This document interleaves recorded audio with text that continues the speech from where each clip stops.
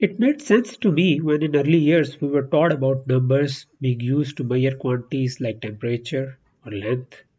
It also made sense to use negative numbers to signify direction.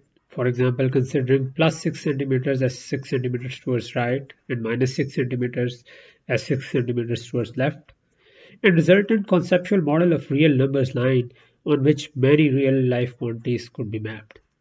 Then came square root of minus 1, often called iota, that is small I or small j, and think of it as a separate axis.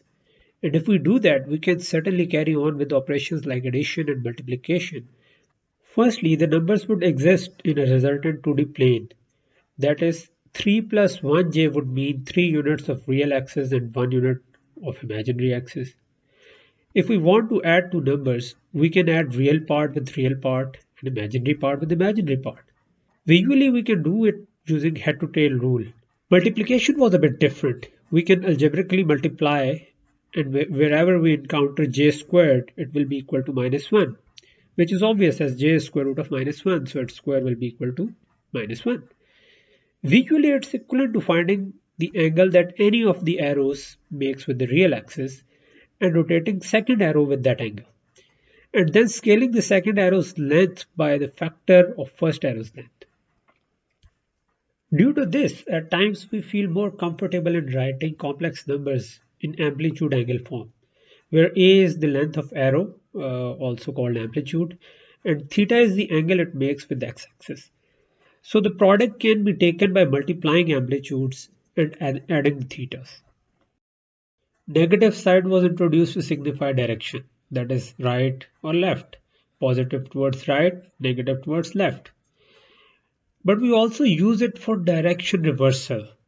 That is, multiplying a positive number by negative 1 reverses its direction, and multiplying a negative number by negative 1 also reverses its direction. And this behavior of reversing the direction is unique to negative 1. This direction flip is rotation by 180 degrees. If we keep multiplying by minus 1, we keep rotating by 180 degrees. So this relation of multiplication and rotation actually comes from defining multiplying by minus 1 as a direction flip. What if we want to rotate by 90 degrees instead? We need something that done twice would result in 180 degrees. And since 180 degree rotation is multiplication by minus 1, it's obvious that the thing multiplied twice to get 180 degree rotation should be square root of minus 1. So now it makes perfect sense to consider multiplication by square root of minus 1 as rotation by 90 degrees.